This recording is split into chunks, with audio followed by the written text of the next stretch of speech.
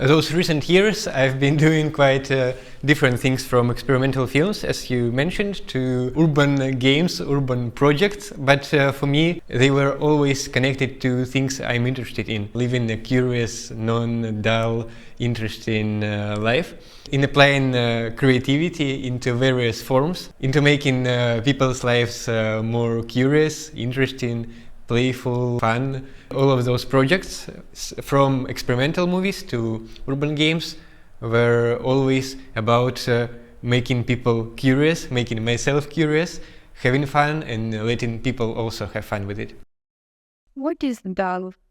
I often say about dullness, I want to do any of my projects, any of my startups in a way that is never dull. Dullness is when you don't even question how to make things. You make things in a very usual way, which kind of works, but you are not interested in it, you are alienated from it, and you are making it quite automatically, without having genuine interest in it from your side, and often from side of people who also are engaged in it. Do you think that most people are dull? Do you think I am dull? Most people are not dull, but that doesn't mean that people don't do dull things or engage in dull activities. I think most people have some dull components, some dull aspects into their lives. I like to avoid it as much as I can, but I also understand that I also may live quite a dull day sometime. Well, not maybe a day, but an hour certainly. I don't know any person who is dull from start to finish, but I know many people who are living some periods of their life or some parts of their life completely in this dullness. For me, dullness is opposite of life.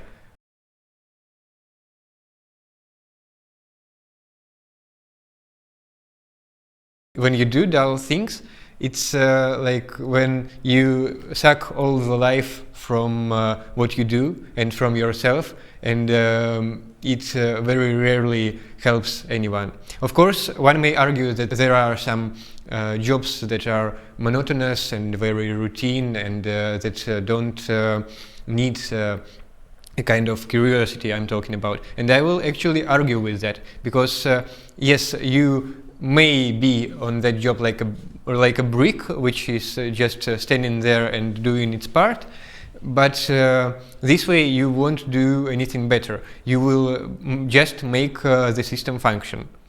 It's not always bad, but for me it's just a miserable way to live, and I would encourage anyone not to be just a brick that stands in a certain place, and to be spreading it much better.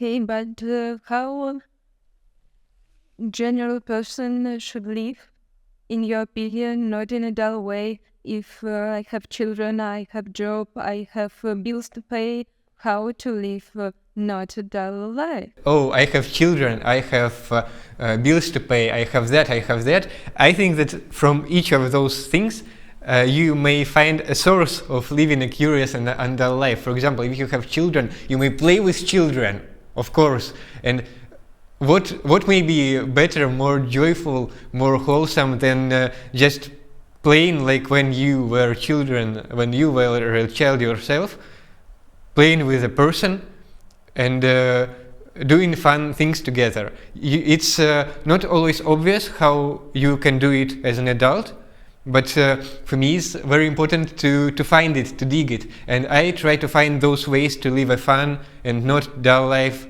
However, whatever your context is, whatever your whatever you have in life, I try to find how to live life in a more curious way in different techniques, from writing to moving through the city to art to many practical things actually. I would say that you live quite a dull life. You read a lot of books, you write a lot by your hand, like an old grandpa. So in my opinion, it's a dull life. What would you say? Of course, you mentioned that it's subjective and that one may look at my life and see that it's dull in some ways. The most dull way to live today is just to live from start of the day to the finish of the day, just in a phone, in a computer, just spending time doing very routine, monotonous stuff that often doesn't matter, or to waste time with no joy from it. Okay, you may play a fun computer game and it may be fun, it may be good. But for example, if you make a computer game like your work, to which you go and level up, and it becomes a routine in which you just are in it, but you don't get any joy from it. You are not enjoying the story, you are not enjoying the world, you are not enjoying the characters or communication with your friends, but it just happens. It just is.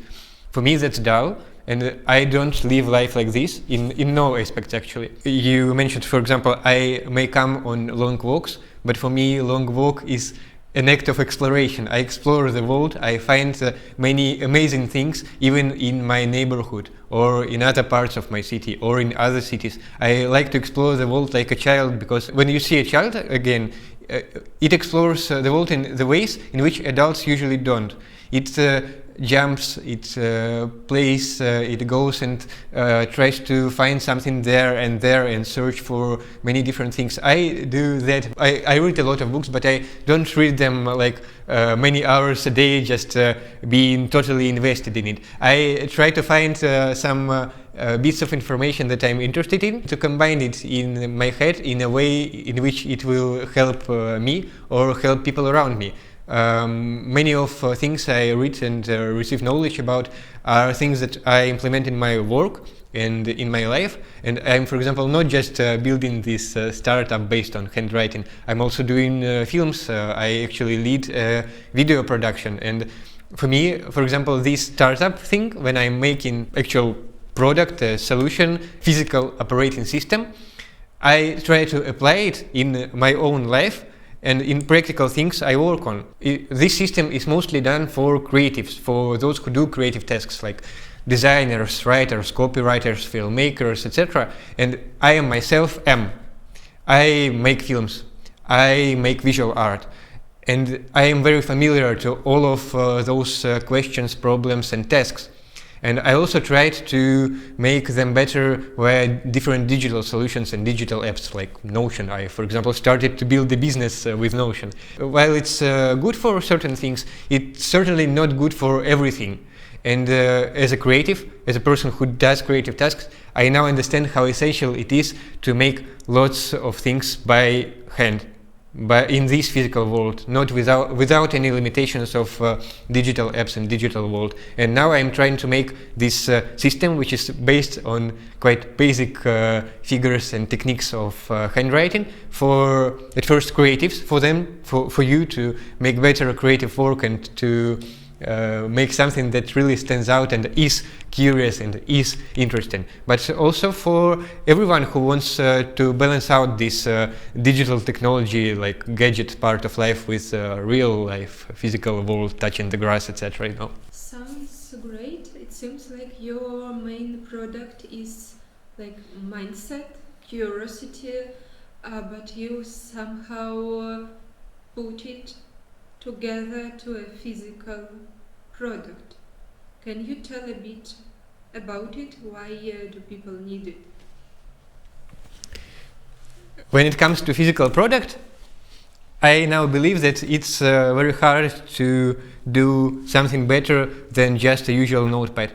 I've been doing multiple prototypes which were quite complicated physical products. They were like those boxes, actual writing boxes. When you see tradition of writing boxes in European history, for example, it was quite similar to that. But then I understood that, well, still for that moment, nothing beats usual pen and paper, and that's why now we returned to this system and how the system itself functions and how it may function on any pen and paper.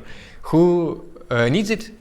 I think that mostly creatives, people who do creative tasks in their everyday life need it, because from my experience, when you try to make a creative business, or you are a designer with a design studio, you make a video production, or you are a filmmaker making cinema, or when you are a poet and you are quite stuck in how you write poems, or when you are trying to learn something about not necessarily even creativity, about anything, it's often much better to use what we have physically than what we have in digital gadgets.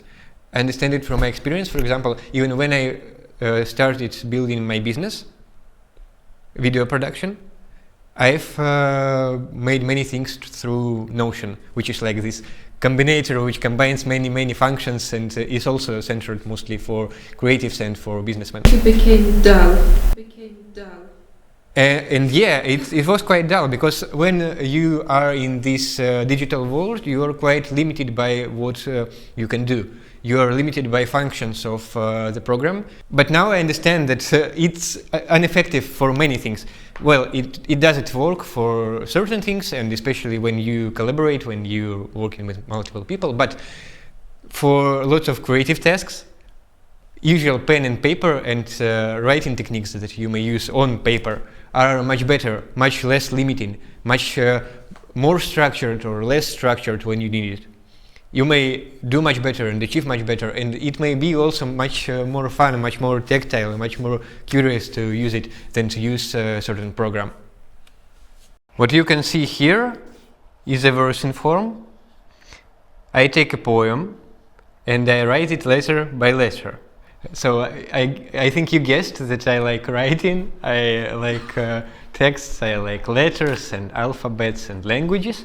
So I take poems that I love, often in my language, but often from other cultures as well, and I write them. Those are usually poems that are quite rare, that that I want to capture, to make in a new format, in a new way. So for me, it's like a new writing system. You know, there is a whole history of how writing systems were made, how some people now have hieroglyphs, some people now have usual alphabets like we have, and a long history of that. But I think that this history is not over, and that people can develop something new, something better for some purposes. And of course, version forms are not like a way you would usually write if you want to capture information to a person, but it's still a new way to see poetry, for example. It's a new way to see text and to capture text and to view text. So operating system, 2 words, operating system. Any operating system helps to structurally solve some tasks. Any system, operating system, does have applications with which to solve different tasks, different problems. For example, when you use your computer, it has a system with which it communicates with you, with which you may do some progress, with which you may do your work or your creative tasks or some entertainment. We are making a new operating system, physical operating system, in contrast with those digital operating systems like Android or Windows, because it's a system that helps people to solve tasks in a very structured way, and it's physical, it's on paper, it's something you may literally touch, and that's why I call it physical operating system. In this 21st century, we have a chance to balance out technology. In 20th century, we discovered digital technologies and applied them to anything in our lives. And today, we have a great chance to balance how we use technology, both digital and physical. Because physical is also technology, and I think the world should not forget that.